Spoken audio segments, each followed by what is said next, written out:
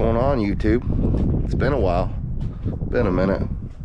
It's been busy, hectic, but hop on in the shop here and see what's going on these days.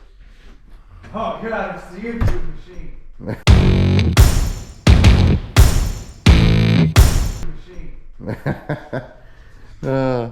Well, it's, like I said, it's been a minute. You know, everybody working and trying to get things done. Since we talked last, we bought some things, put some things together.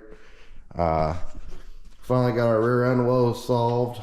Got a rear end in, got that assembled and put together and in the car. It's kind of just in there. Still got to go through all the geometry information as far as lateral and stuff like that. Go through that and get that all set.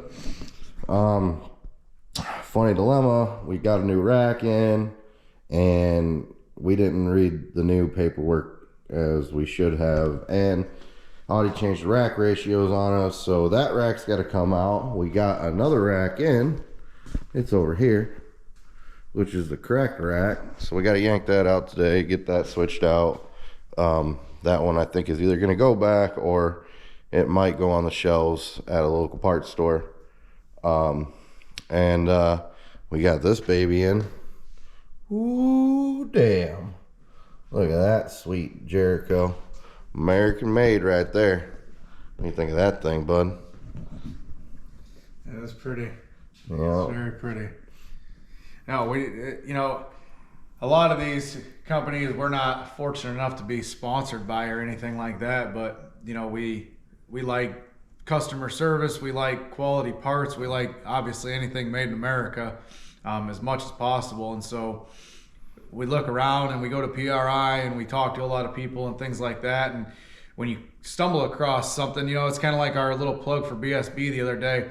We're not plugging this stuff because we're getting anything from it, but I simply enjoy when I call a company and they treat you like they've known you forever and they want to help you, and their true goal is customer service and building a good product. And that's kind of like the Jericho stuff. Jericho's been around for a lot of years. Anybody in that asphalt world, the stuff we use for getting to the track, well, they know the name Jericho, and they build a really good product, and they've always had a really good name. So a couple of years ago they came out with a dirt transmission, and we kind of held tight for a minute and see if there was going to be any issues, and I haven't heard a single bad word about these things. Like Brandon said, they're made in the USA. Carbon fiber clutch disc, everything is rem polished on the inside. The transmissions come thermal coated already, and they've solved a lot of the silly shit that we've always done anyway. So like with the Burts, we'd take the top vent hose out and we'd put in something very similar to this. Well, this comes like this from the factory. So they kind of looked at what guys were doing in the dirt world, what issues they were having, and they solved a lot of that stuff. So it was kind of a no-brainer. I mean, the cost of these things is right in line, if not a tick cheaper than the Burts. And so it's like something that's completely made in America, not Canada. And and it has a bunch of other features that the Burts don't have, such as the rem polish stuff. It seemed like a no-brainer. Our Burt was a little bit tired, and it made sense to move on to this deal. So yeah, we're pretty excited about that. And unfortunately, Jericho doesn't make a bell housing yet, so we still got the Canadian bell housing, but we went ahead and powder coated it and made it look a little bit cooler, and hopefully that everything will work together good this year. Yeah, we're gonna make that thing blend in with the rest of the race car. I don't know if you could tell, but everything on this is either black mill, or I even took and polished the mid plate. It's kind of hard to see, but like it actually looks like it's tinted chrome because of all the black reflecting off it. Even I took and polished up the lift plate bars. Those are all polished up. Never polished anything before. First time, figured it out though.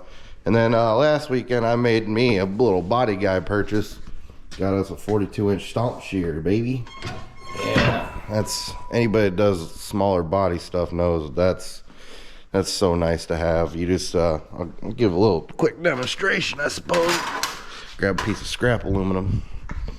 But these things are nice for anybody that's never seen one or never used one. So it's got these little square edges, so if you want to square an edge, you can.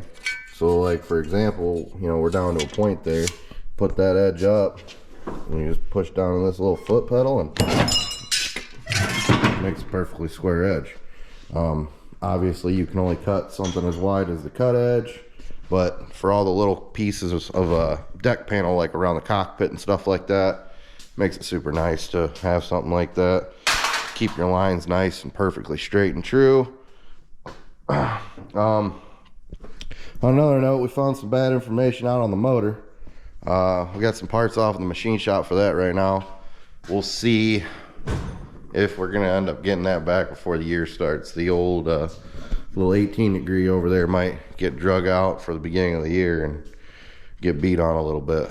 We'll see how everything shakes out with that. But for now, we're gonna keep on chugging forward. So I'm gonna go ahead and get some tools and get this rack yanked off this thing, get the other one switched on there. And all right, so things are getting done today, and that's a good sign. The other thing that we did recently is actually took some headers up to Michigan. Done Right QC Coatings is the name of the place. We'll get them ceramic coated. I say them.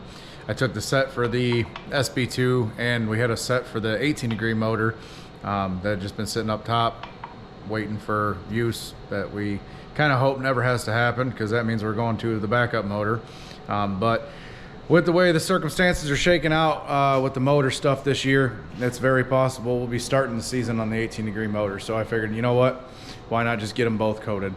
So we'll see how that shakes out. Maybe I'll take the camera with me when I go pick them up. It's a little bit of a drive, about 2 hours north, up north of Detroit. But place is kind of neat. It's different. It's something that that's what they specialize up there, is doing different types of coatings for like hot rods and things like that. They coat wheels and exhaust manifolds and all kind of stuff. So it's a ceramic coating. They'll kind of look like stainless headers when we get them back. So that'll be kind of neat, and it'll be something that maybe I'll take you guys along. But right now we got the old new rack out, and we're putting the new rack in. So we went ahead and did our hooker harness boot that we ran last year. That really worked out well compared to the rubber boots, and hopefully this year, the K member being raised a little bit, we shouldn't have any kind of rack boot problems. So what'd you have to do to get that old rack out, mister? It's just pretty simple. We got 3 little bolts that go up in the rack here. I wouldn't say little, they're 1/2 inch. They go in these slots in this bracket here, and that's what holds your rack. It allows you to actually adjust it side to side.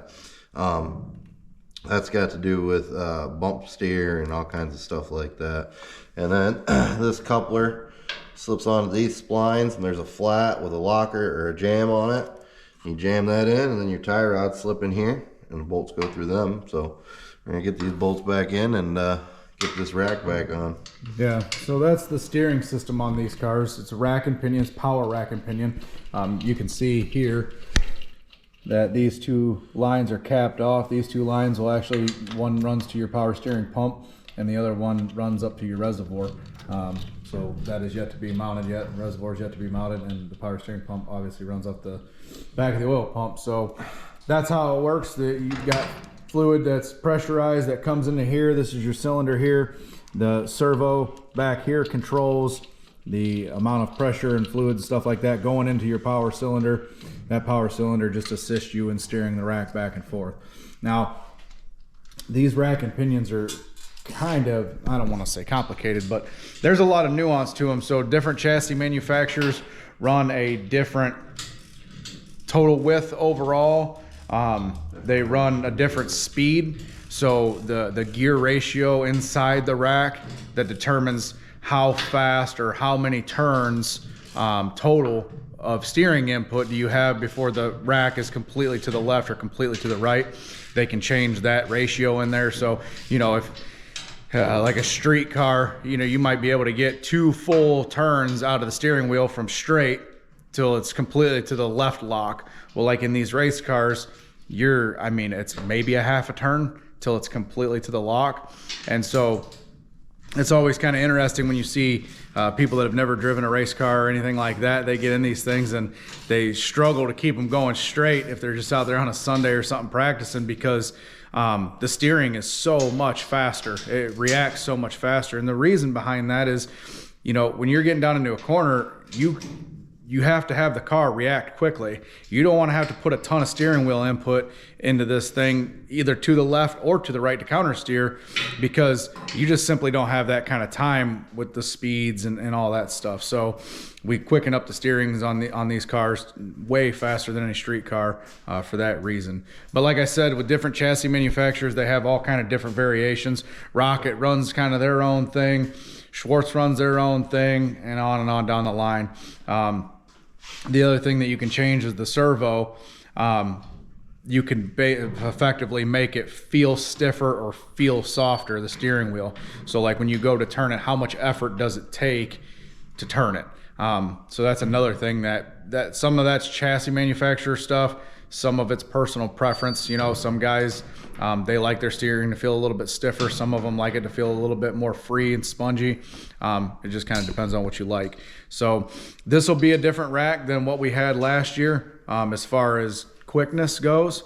We'll see how much of a difference that makes. It should be less steering input. Hopefully it feels all right. There's going to be a lot of different feelings on this car from what I had last year. So definitely looking forward to it. I did get the bell housing put on the transmission, so that's all assembled now and ready to go. Looks pretty good, all powder coated and everything, and finally put together. So we'll get that thing hanging inside there. I did rebuild the starter gear. There's a bushing that's in that thing that wears out over time and causes the starter gear to hang a little bit. So I did rebuild that. In case anybody's wondering, never seen these things before. These are called reverse mount starters. So your starter mounts back here, kind of in this opening right here. It sticks out this way, all right? And that's a reverse of what a typical starter would mount like on an engine. And so what happens is when your starter gear kicks out, when you hit the start button, it kicks that gear out into this bigger gear, all right? It actually moves this whole unit forward and engages it. This gear right here engages into the gear that's on the back of the motor and spins the motor over to start it. And then once the starter disengages, you got a spring in here that allows that thing to kick back out of the way so it's not in contact with the flywheel on the motor. Part of the reason we run them like that is because we run a real tiny little diameter flywheel on the back of the motor with a coupler that couples right to the input shaft on the transmission. So it's as least weight as possible. That's one big advantage over basically any car that doesn't have a big stupid wing on the top, is that we can start our stuff without being pushed. Pretty neat little deal, pretty cool little design, but it does work out really well. Gets everything kind of out of the way, gets the starter out of the way, saves some weight on the back of the motor, makes it real simple back there. There's not a whole lot going on. It's essentially just enough of a gear to reach out, start the motor, and then get out of the way and not worry about it no more. All right, so it's been pretty productive. We got some deck panels made. Let you guys in on the secret for this year. We changed it up a little bit. We decided that instead of a flat black decking like we normally do, this was Brandon's idea, that he wanted to go with white, but not just any kind of white. It's flat white. So this is what we got going on. You can't really tell in the camera right now, plus we got the plastic on, so it's kind of hard to tell, but the plastic gives it a glossy look. Yeah, but once all that plastic's peeled and all the other colors are on the car, the deck will be flat white, probably with a white spoiler. But everything else will be gloss black, and all the skirting, plastic skirting, will be white. So it's gonna look a little bit different. I'm excited about it. It'll definitely be unique. You see a lot of black and white deck cars, but you don't see anything flat white deck. So be a little bit different for us. But yeah, we made some good progress this week. Like we showed you, we got the rack in, got the transmission bolted in, got the shifter linkages all made and done, which is not too hard. Just a matter of cutting some rods down and retapping the ends. Got everything for that finished. Everything's bolted in. Figured out my clutch line length that I need. But like I said, Brandon got these couple deck panels done. So that's rolling along good. And figure out how to roll instead of break a deck panel. Yeah. That's so Audie threw us a little curve. he decided that he wanted to get the air to move over the deck with no edges. So he was like, I got an idea. Why don't I just roll my T-bars? Well, that's cool, right? Until you're making the damn deck panels. So you can see, you look down here, there is no brake lines in that. That is a rolled edge in the back. We don't have our brake is a brake. It's not a bead rolling Radius brake. radius brake. Yeah. And so what that meant is we had to figure out how to make a radius in a panel that has a taper to it. We figured it out, and then this panel back here will be the same way. The panel that runs from here to there, it'll have that same radius in it. The rest of the panels are kind of radius too, but that's not a big deal because, like you can see, it's just a tiny little radius. I mean, essentially, you can just kind of push that around with your hand, and it'll do what you need it to do. But this side here, with that amount of radius in it, that was a little bit of a challenge. So we looked at it for a little while. We milled it around for a little while, and we thought, well, how the hell can we do this? So what we came up with, we tried a piece of like carpet roll cardboard. That didn't work. And so I started thinking, well, there's got to be a way to clamp this. So what we ended up doing is we clamped the one edge of that panel in the brake, and we used a piece of, and this is where you got to get creative sometimes with these race car projects. We used a piece of 3-inch Schedule 40 PVC pipe. I don't think the particulars like class. No, it matters. It's got to be Schedule 40. If it's too thin, it ain't gonna work, and if it's too thick, it ain't gonna work. So it's got to be that. We can sell you that piece at a premium. But anyhow, we clamped the piece in the brake, our straight end, and we ended up clamping the piece of pipe to that, and then we just hand rolled that radius. We just formed it kind of up around it. So it actually worked out pretty good, and I think we got a way figured out that if, making a back panel, that'll work out pretty good. But nevertheless, it was a little bit of a challenge and kind of a learning curve, but it does look kind of cool looking down through there, all radius like that and no brake lines. So that's a little bit different. I told Brandon I was concerned that if you remember when you were a kid and the slide at the park had a little kicker at the end of it and you kind of like jumped off of it, I'm worried that when I'm getting in the car this year, I might pop out the passenger side if I'm not careful. So we'll have more to come on that. But no, it was a pretty good weekend overall. We did get some good progress made. Mounting the new transmission was a bit of a pain because this Jericho, the case is actually a little bit wider than a Burt. So this stud here and the lower stud down there, you have to use a stud. You can't use a bolt. There's not enough clearance there. So kind of figuring out all the hardware that we needed to use and getting everything buttoned up the right way took a little bit of extra time, but we ain't got nothing but time right now. I don't know about nothing but time. We got season's closing in. We got like 6 weeks out. we got at least, I mean, we got weeks, to get this shit done. So no, pretty good weekend overall. We're definitely we get these deck panels done, and like we said, that allows us to start, really making some progress as far as getting the cockpit finished up and the gauge is all wired in and wiring done and things like that. So I don't know if we ever showed you. We didn't like the piece of flat stock that was bolted to the clutch lever, so dad went back there and did some machining stuff, made that look a little bit cooler. So I don't know, good weekend overall and some good progress made, and hopefully this week we get a little bit better news on the motor and kind of have some directions going with that and just keep hammering this thing out. Any thoughts? Just a lot of mental stress days ahead, trying to make things fit and work and do what we want to do. And then, we're running out of time here. I think we got 6 weeks till Attica opens, and we don't have a motor together. The toter's still up at the mechanics getting a pan gasket changed on it, which I don't think you guys knew about that. And, we got a bunch of stuff to do to it. So it's going to be all hands on deck here soon. Mom and Dad probably going to have to help out getting the toter ready, and I'm not going to be able to pull off this thing until probably the week of racing if I'm lucky. So it's going to be hammered down here in the next few weeks to try to get everything wrapped up and try to make the opening night at Attica pending they race.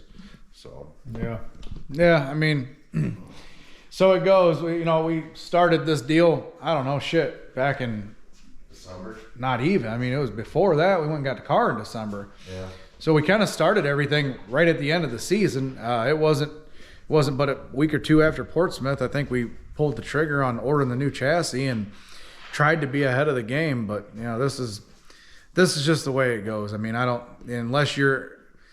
you would have to start working on a new car sometime in the middle of the summer for the following year to truly have plenty of time, quote unquote. But that's just the way it goes. We'll keep hammering and figure it out, I guess. Now we got the power steering reservoir mounted too. So now that's the other thing I'm working on. I've got the other oil pump, taking the power steering and fuel pump off of that and getting the new oil pump fitted up so I can get it bolted on the tranny and start running some plumbing and stuff for that. Just got to kind of keep moving forward with anything that we can, because we don't know when the motor is going to come back, and I want to have this thing pretty much ready to plug a motor into it when the motor's done. So like Brandon said, a lot of work ahead of us, a lot of brain power to be used. I mean, that's the other thing. We're messing with this rack this weekend, and so we went to the centered up rod ends. So there's no adjustment. There's no slots in these things. The other one used to have slots up and down. And you think, okay, no big deal. I mean, sweet, send you the bushings, send you the bolts. Shouldn't be a problem. Bolt right up, right? Nope. We put this rack in, go start bolting the tie rods on, and tie rods won't fit inside the rack ends. Well, what the hell? Well, Brandon remembers reading somewhere about some special tie rod ends for the centered up rack. Like, okay, what does this mean? Well, for some reason, Sweet decided to narrow up the space where the rod end bolts. So that space in there is like 100 and some odd thousandths narrower than the old rack. Awesome. So do we need to get some new parts or what? No, we got to looking at their special narrow rod end for their centered up rack, and turns out all they're doing is the bushings that they give you that go in the Heim are just smaller. They just machine them down smaller.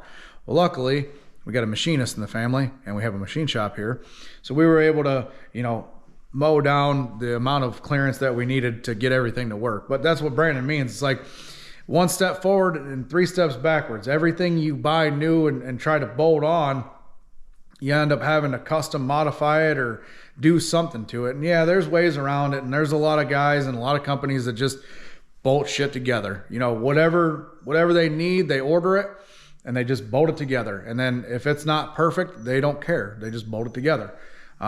That's just not the way we do things around here. We like things to fit exactly the way that we see fit for them to fit. And even if it's something that we don't particularly like, we'll pull it apart and machine it or weld it or fabricate it and make it right. So when you're kind of anal and particular like that, it sometimes costs you a bunch of extra time, but it's basically free other than your time to make things look perfect. So that's what we try to do. But at any rate, we'll get on off of here and try this again next weekend. Take care. Have a good week. Don't forget to like, share, and subscribe. We appreciate you.